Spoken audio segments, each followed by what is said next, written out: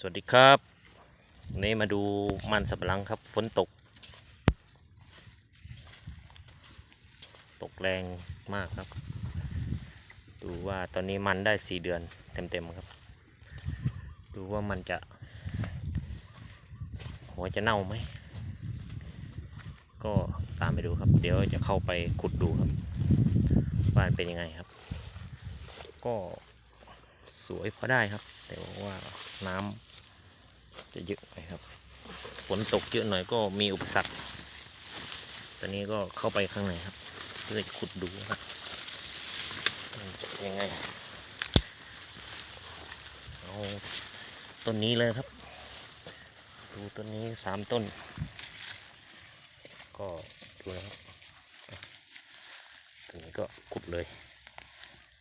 โอ้หัวขาดครับเนี่ยมีโอกาสเอ้านะเนี่ยดินไม่รู้หัวโตขนาดไหน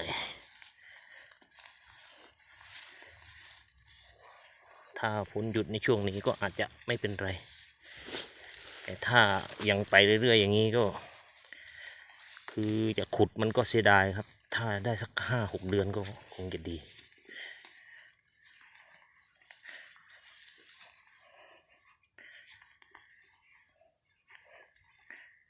นี่ใส่ปุ๋ยครั้งเดียวครับไม่ได้ฉีดฮอร์โมนอะไรเลยครับมีเวลาว่าทำงานครับ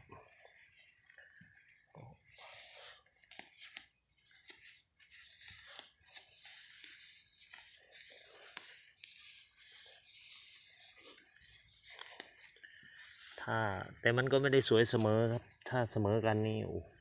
คงจะใช้ได้ต้นพันธุ์ที่เราปลูกก็ไม่ค่อยดีครับชุดแรกแต่พอชุด2ปลูกดีแต่ฝนหนักอันนี้ปลูกใบด่างใบหยิก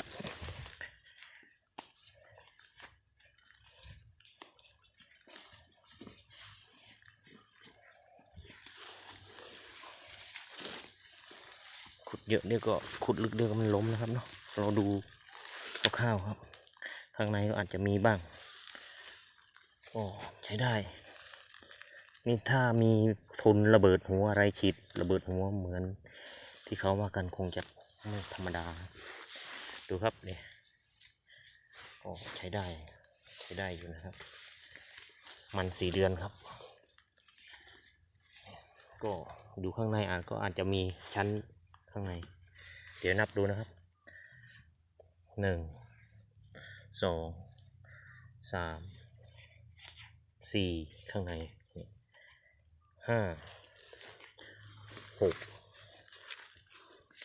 7 8 9